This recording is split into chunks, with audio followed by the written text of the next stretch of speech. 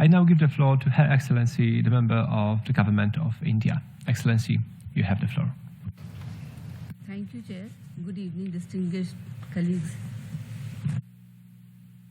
In accordance with the Charter, has a central role and the primary responsibility in the context of international peace and security. India is committed to multilateralism and the ideas enshrined in the UN Charter. A reformed and effective UN is essential for it to successfully discharge its mandated functions. India attaches high priority to the work of the UN disarmament machinery as laid out by the SSOD-1. Chair, India accords importance to the Conference on Disarmament as a single multilateral disarmament negotiation forum.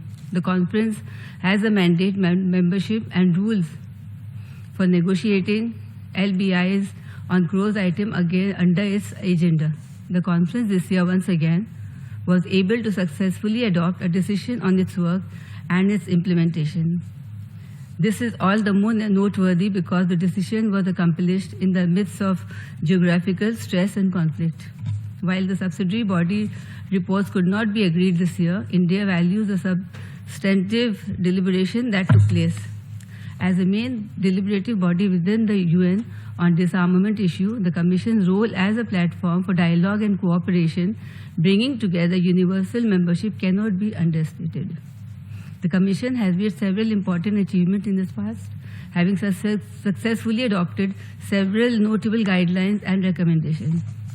Chair, India also looks forward to the convening of the SSOD-4 to take stock of the progress and to revitalize disarmament machinery.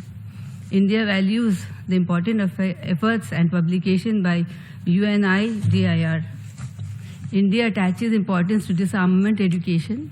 The fifth edition of the fully funded annual Disarmament of International Security Fellowship program by India was held in January this year, which saw participation and diplomats from 33 countries. Chair, the first committee is mandated by the SSOD-1, brings together all UN member states to address questions relating to international peace and security. India hopes that our work will, despite the turbulent global security environment, contribute to the pursuit of collective and pragmatic solution. India stands ready to contribute and work with fellow members states in a collective endeavor to achieve shared objectives. I thank you, sir. I thank the distinguished representative of India for her statement.